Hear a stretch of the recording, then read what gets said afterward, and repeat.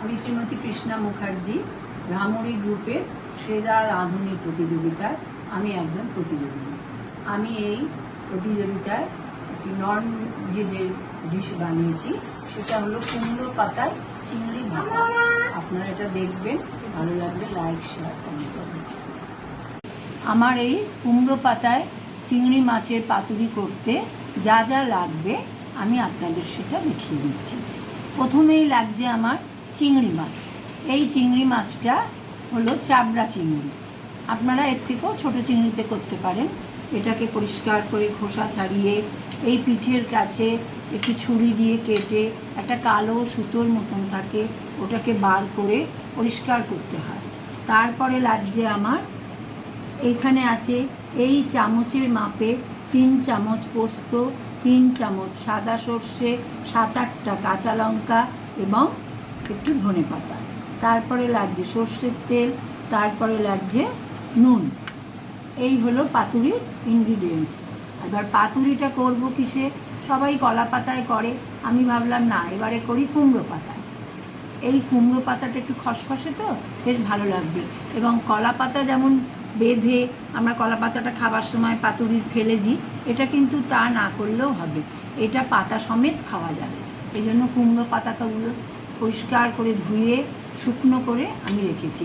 এটা চাটুতে দিয়ে নরম করতেও লাগবে না। আমি আরম্ভ করছি এবারে পাতুরির সরঞ্জাম। এই আস্তে আস্তে চিংড়ি মাছগুলো একটা বোলের মধ্যে নিলাম, এর মধ্যে সাজিয়ে নিলাম। নিয়ে এবারে আমি দেবো এই যে সর্ষে, পোস্ত, কাঁচা লঙ্কা, ধনেপাতা। এটা যখন আমি পেস্ট করেছি 1 চিমটে নুন দিয়ে দেবেন, তাহলে আর কি ওটা তিতো ভাবটা থাকে না। আমি এটা দিলাম।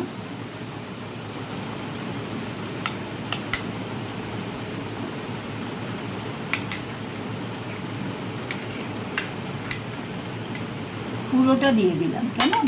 এইবারে দেবো আমি এতে সর্ষের তেল।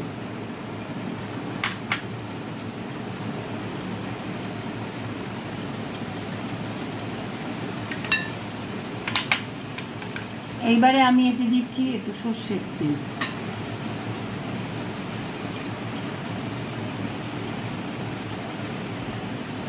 তিন চামচ সর্ষের তেল দিলাম। এবার দেবো আমি স্বাদ অনুসারে নুন।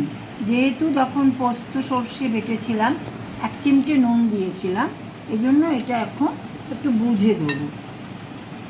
এই 1/2 চামচ মতন আমি দিয়ে দিলাম। দিয়ে এবার এটাকে ভালো করে আমি মিক্সড করছি।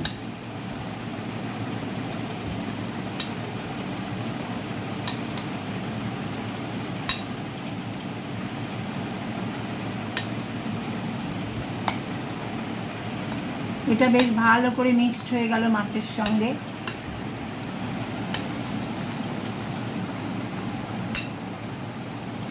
আমি এবারে এই যে কুমড়ো পাতা পরিষ্কার করে ধুয়ে শুকনো করে মুছে রেখেছি, এবার এতে আমি 2টো করে চিংড়ি মাছ দিয়ে দেবো।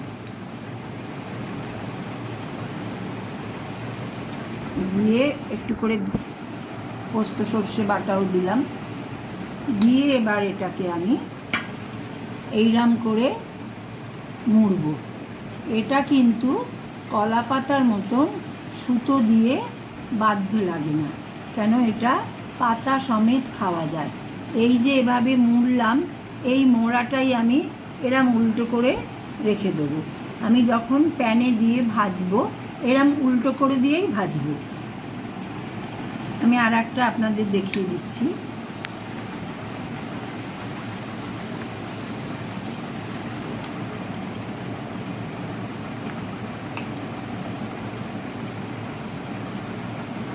এই রাখলাম চিংড়ি মাছটা। আমি একটা পাতায় 2টো করে চিংড়ি দিচ্ছি, আর গ্রেভিটা দিচ্ছি। আবার এরম করে এরম করে এরম করে এইভাবে মুড়তে হবে। এটা একদমই সুতোয় বাঁধতে লাগবে না, আবার এটাকে এরম উপুল করে রেখে দেবো।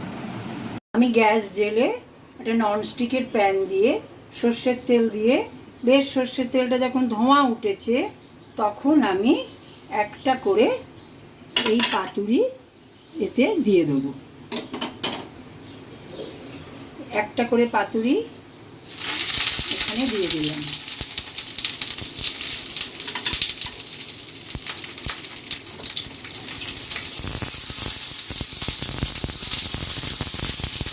গ্যাসটা কিন্তু মিডিয়ামে রাখবেন, হাইতে রাখবেন না। আমি দুটো করেই করছি।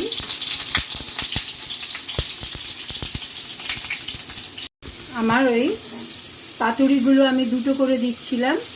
এই রকম যখন কালারটা আসবে পাতাটা, তখন গ্যাসটা রেখেছিলাম লো টু মিডিয়ামে, রেখে যখন এটা এরম কালার আসবে তার মানে হয়ে গেছে আমার। আমি তখন গ্যাসটাকে একেবারে কমিয়ে এবার এটাকে তুলে নেব।